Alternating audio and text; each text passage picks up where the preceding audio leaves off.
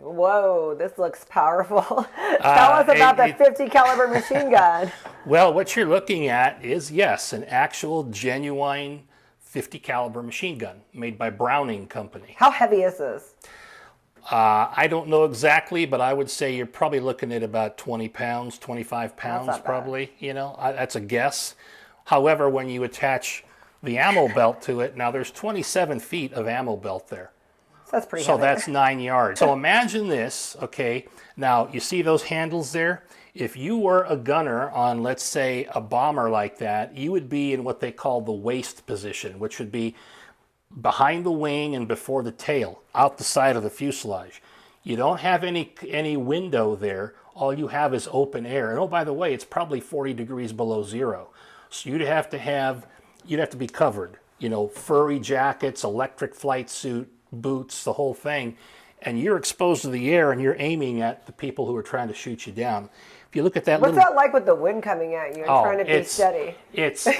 You would not be talking like we're talking here. You'd be screaming at each other and making hand signals because you couldn't understand each other. It's more like a howl. It's very drafty, very cold.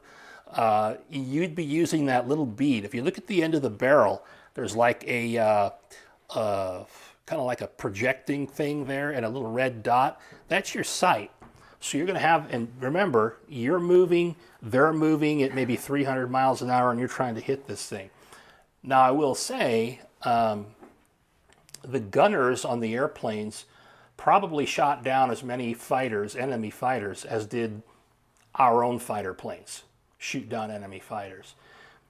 The enemy, after the war, when they interviewed, you know, Luftwaffe fighter pilots, they didn't want to attack a large formation of bombers. They didn't really like it because they said it was trying to, they equaled it of trying to make love to a porcupine because there were so many quills on it that they were going to, all this lead is being shot back at them. Oh, I can only imagine. So, and then there was instances where, you know, a German fighter pilot, you know, was killed and his airplane kept going. You know, there's one instance, and I believe it was in North Africa, where his airplane practically sliced the tail off of a flying fortress.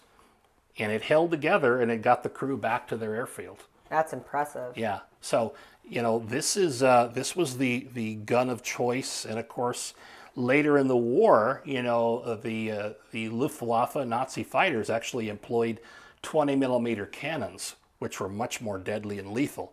But yeah, that was the standard armament. So they had to read all this before operating? That's a big, That's a big manual. You have a manual. You have, you know, how to operate it, how not to do it. They would actually test fire. They would get up over the English Channel and actually test fire the guns with a few rounds to make sure that they were working and wouldn't jam. Wow. This is really neat. Yeah, so, and there were many of those ammunition boxes on board the airplane because it wouldn't take you too long, rapid fire, to go through all of that. It was just short bursts. Do you know at all how many bullets this can hold? I don't know how many per yard. I would have to, you know, actually how many are in the 9 yards? How many are in the 9 yards? Yeah, I mean, you could probably, if you did a steady burst, you could probably blow through that in maybe a minute. Wow, and then what's all this stuff over here? Is this like all the stuff that they put in it, all the ammo stuff? Some the liquid ammo looks like stuff? Some lubricant and things like that, because you would have to, right, you would have to do that, you know, and then of course, you know, you also wanted to make sure that those parts wouldn't, you know, if there was condensation or anything, wouldn't rust up or anything like that. Oh, I bet this was a very powerful putting it together and putting it apart. When your job was done, your job wasn't done. Right, yeah, there were...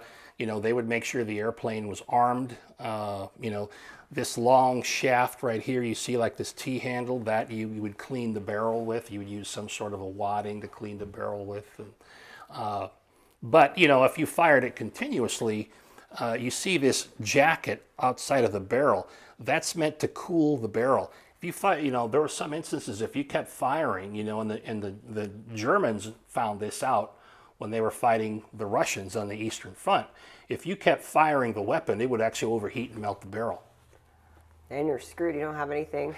Pretty much. So you got, wow, that's a lot of things to... Yeah. Oh yeah. be aware of while you're operating absolutely. this. Wow.